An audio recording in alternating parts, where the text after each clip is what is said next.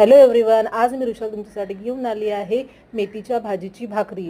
त्यासाठी मी काय केले, एका परातीमध्ये 2 भाकरी होईल एवढे ज्वारीचे पीठ घेतले, त्यामध्ये मी चिमूटभर मीठ टाकले। आता पिठामध्ये मी सुंदर असं आळा तयार करून घेणार आहे आणि त्यामध्ये मी गरम उकळते पाणी टाकणार आहे।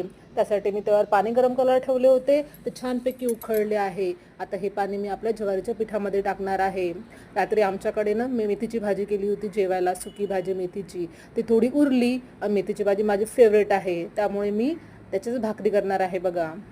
आता हे मस्तपैकी सराटा सायाने पाणी मी पिठामध्ये मिक्स करून घेणार आहे आणि यामध्ये रात्रीची मेथीची भाजी शिजलेली ती मी टाकणार आहे बघा। ही आपली मेथीची भाजी आता मी ही त्यामध्ये टाकणार आहे आणि मस्त चोळून मिक्स करणार आहे। बरं मला सांगा, तुमच्याकडे जर अशी भाजी मेथीचीच नाही दुसरी कुठलीही भाजी उरली तर तुम्ही त्याचं काय करता?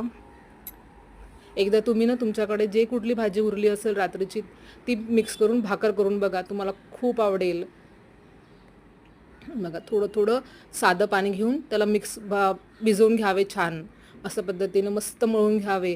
जेवढं आपण भाकरीचं पीठ मळतो तेवढी भाकर चांगली होते बघा। आता छानपैकी पीठ मळलं गेलेलं आहे। आता आपण याचं 2 भाग करूया।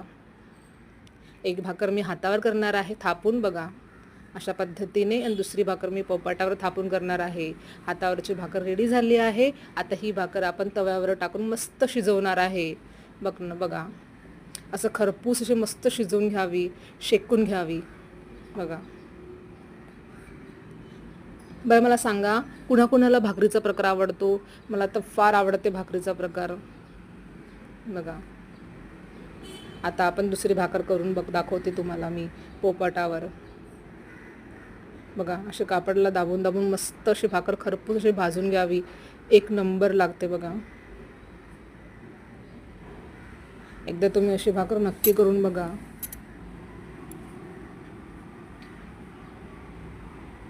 बघा। आपली भाकर रेडी झाली आहे, मस्त छानपैकी खरपूस भाजून बघा। मेथीच्या भाजीची भाकरी रेडी झाली आहे। आता आपण दुसरी भाकर अशाच पद्धतीने करून घेऊया आणि छानपैकी खरपूस होईपर्यंत शेकून घेऊया। आजची रेसिपी तुम्हाला कशी वाटली कमेंट करून मला नक्की सांगा। माझ्या चॅनलला सबस्क्राईब करा, माझ्या व्हिडिओला लाईक करा, शेअर करा आणि कमेंट करा बघा। अशा पद्धतीने एका साईडला थंड पाणी लावावे मस्तपैकी आणि भाकर अशी मस्त खरपूस अशी भाजून घ्यावी बघा। चला आता आपण भेटूया नेक्स्ट व्हिडिओमध्ये अशाच मस्त रेसिपीसोबत। Bye bye.